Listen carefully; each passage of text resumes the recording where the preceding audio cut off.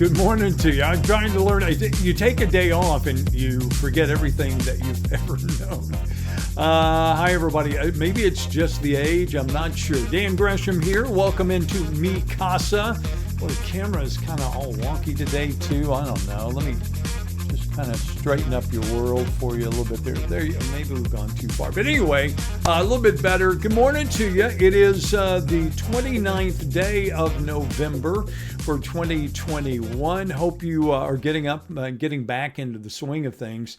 Took a week off myself, went down to the beach with the entire family, and or at least most of it, for most of the time. Had a great week. Spent some time just kind of relaxing and enjoying each other's company, but certainly glad to be back. You know, you can travel as far as you want, and there is truth to the old adage, there's no place like home. When you come back, it's kind of like, there's just something. I hope you had a great Thanksgiving, whether you were at home with family, by yourself. It's a tough time of the year.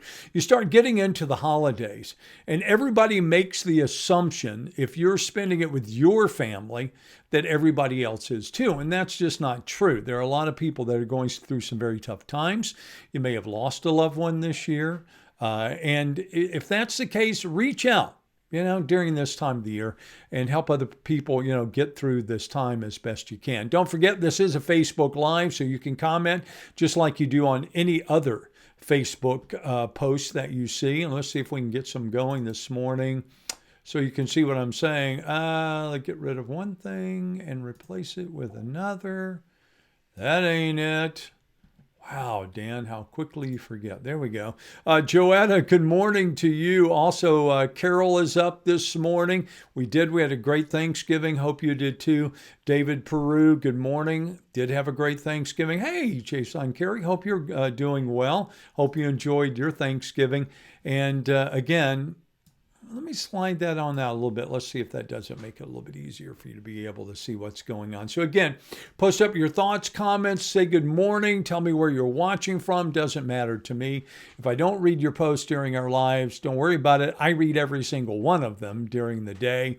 So I want to know what's on your mind. I want to know what concerns you. I want to know what's bringing joy to your life, or again, what's bringing some trepidation as well. Let's get into the headlines this morning, because if you're not familiar, this is not a newscast. I'm not trying to replicate a newscast here from the house. I am simply trying to make people aware of what's going on around us. Sometimes we just get so busy, and I want to do it in a very casual way. I want this to be something that, comes across as conversation, not something that necessarily comes across as a written news story. It's more off the cuff, more casual, just you and I here this morning. So let's jump into it. We always try to do at least 5 things that you need to know before you go out and get your day started. We're going to start this morning talking about 2 years ago. It seems hard in some ways to believe it was 2 years ago. And for other people, I'm sure it feels like it was yesterday. We're talking about the TPC explosions in Port Neches that rocked a lot of people's world, injured several people, caused hundreds of millions of dollars in damage. Remember the evacuations? People couldn't go back in. Yeah, that was a very strange Thanksgiving. But again, 2 years ago that happened. And some people say that they're still waiting, for some kind of satisfaction following what happened to their property. Matthew McConaughey, the Texan from Longview, he also talks about Uvalde, which is where I think he was born and grew up some, but then he also spent a great deal of his time growing up in Longview, Texas, my hometown. Anyway, he's decided he will not enter the governor's race for 2022. A lot of people are saying, of course not. Did he ever really have any intention of joining the race? Well, I guess it depends on who you ask.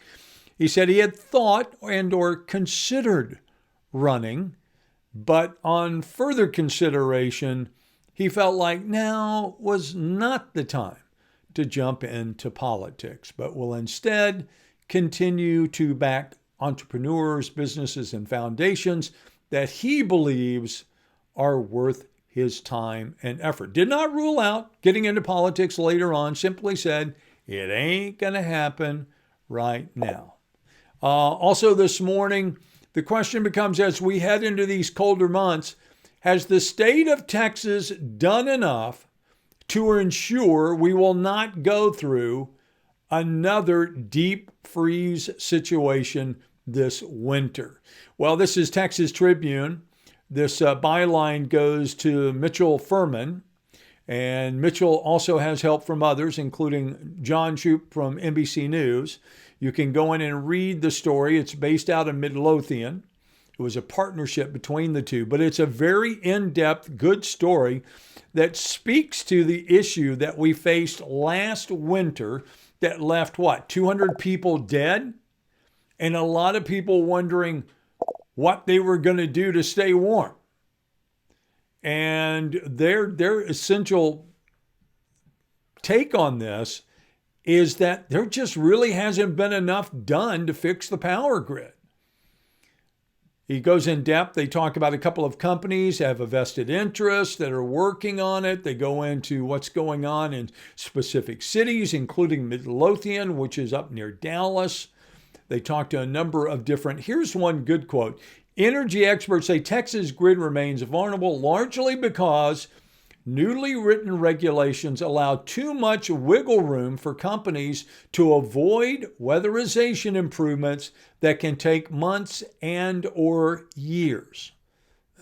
For millions of Texans, they say that means there's no assurance they will have electricity and heat if another major freeze strikes the states. Now, there are a lot of things at work here, right? A lot of variables that have to be considered when you look at this story. A lot of possibilities you have to consider.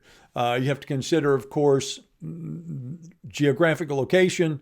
You have to consider winter timetables. You have to think about the possibility of it happening again. Those deep freeze, I'm talking about really, really cold temperatures, because that's what we had last year. And that's what it would probably take. It's all based on consumption. You know, how much energy do we all take? Drains. There's a finite amount available on the power grid. And when it's all consumed, that's when it becomes a problem, among other things. And the weatherization is also an issue, because if you have plants that are frozen or plants that can't operate because of the temperatures, you can't produce as much electricity. Also, why so many people have bought themselves a backup generator. Wouldn't you like to have been in that business over the course of the last year? Because a lot of people said, I'm not doing this again. I'm not freezing again. I'm going to go out and I'm going to find me a generator. Well, that got to be pretty crazy too. Some people are waiting 3 to 6 months in some cases to find those backup generators. Anyway, good story. Again, if you want to find it, if you want to read the story in detail for yourself, all you have to do is go to the Texas Tribune. You see it right there at the top of the page. And then you just look for the story concerning power grids, natural gas, and of course, also the winter freeze. And you can find it and read it in depth if you would like to. Other top story of the day, of course, has to do with a new variant from South Africa. We're talking about the coronavirus, of course. And it's always, the good news is, the upside of this is, we are not seeing the knee-jerk reaction that we saw on Friday in the world markets. We have seen some improvement in the European markets as far as prices today. We hope it stays that way. But the Omicron is is really catching the attention of the globe. World Health Organization says it's concerned about severe consequences. But there are a whole lot of other people who are saying, wait, hold on a second here. Do we really know enough to be putting travel restrictions in place? And then, of course, there are others on the side. And this has been the story for the entire pandemic, right? Two sides going at each other. And then majority of us find ourselves somewhere in the middle trying to ferret out what is the truth or what we perceive to be the truth. Do we trust this person? Do we trust that person? Who's really telling us what's going on? And at this point, it seems very likely that we don't have a really great handle on what this new variant really means. But what we do know is it's showing up in a variety of different countries around the world. While it started in South Africa, We have now seen cases in Scotland. We have seen cases in Australia. And there's pretty solid suggestion that we have cases of this variant here in the United States. It would not be that surprising. If you read, and again, that's the thing, don't take just one account, go read several accounts, read several news stories and see what they all add up to instead of taking one story and saying, okay, this must be the absolute gospel truth. Understand that, you may need 3 or 4 stories to ferret out and to figure out what really is the truth to you. And the way that you do that, of course, is go to the various news feeds. And I bring that up because I read these stories that, must have immediate attention, got to ban travel to certain countries. Then you turn right around and you read stories where they say banning travel may actually hurt more than it helps. And then you also see the stories from the South African doctors who have treated Omicron to this point saying, the symptoms are not as severe in the cases that we've seen. Their concern is for those who might have underlying conditions. Their concern is, as it originally was with the coronavirus, is for those who are elderly, who may be predisposed.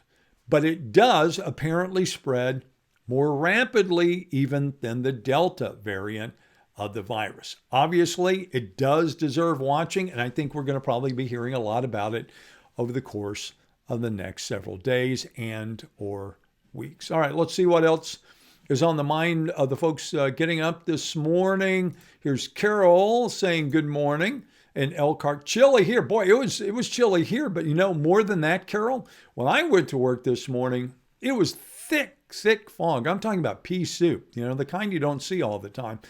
Judith, good morning. I'm glad you had a good Thanksgiving. Hey, Al, how's it going this morning? Also, Judith is up, says politics have gotten really crazy. Indeed, they are. Indeed, they are.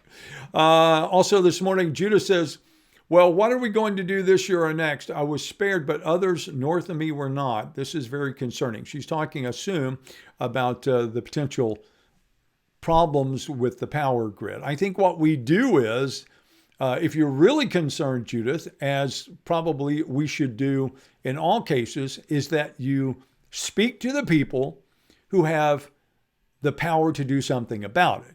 And those people are not your neighbors. They're not the people who are on social media, right? They are the folks who are in power. They are the folks who are in the Congress here in the state of Texas. They're your governor, they're your congressman, they're your representatives. Those are the people you need to be speaking to, and put a little bit of pressure on them. Again, express to them how you feel at this point. Saying it to your neighbors or saying it on social media really doesn't have a whole lot of effect when it comes to answers. All right, one final stop for you this morning. I'm out of here on this Monday. It's that time of the year again. You're going to be shopping if you haven't already. I just thought this was kind of cool. If, we always hear people say, buy American. And I'm all for that, buy American. But if you're buying USA, it's going to cost you a little bit more. You got to be smart enough to understand that's okay. Because you're paying that, but it's going back into the pockets of somebody here in this country, if that's your interest. This one takes it one step further. These are Texas made. Texas made, it's my understanding anyway. And you can go and check it all out at Texas Monthly.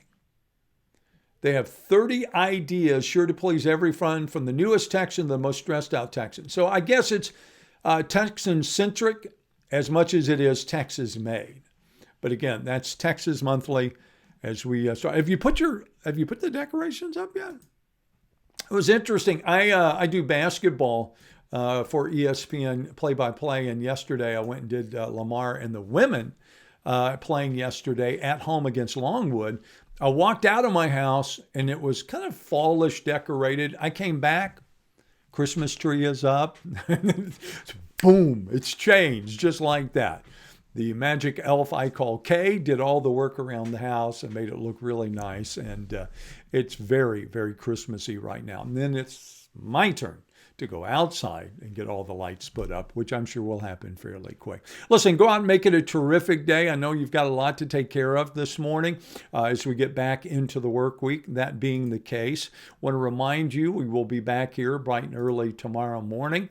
But you can also catch up on what's going on 24 hours a day by Facebook, KFDM.com, where you're at right now. You can also, of course, check out what's happening at KFDM.com, Fox4Beaumont.com, as well as our local newscast, which will be coming up throughout the day. We have the next one at noon. Then it'll be 5, 5:30, 6, 9, 10. You got the idea. It's there if you need it. From KFDM and Fox 4. Again, go out and make it a terrific day, and thanks for dropping by this morning.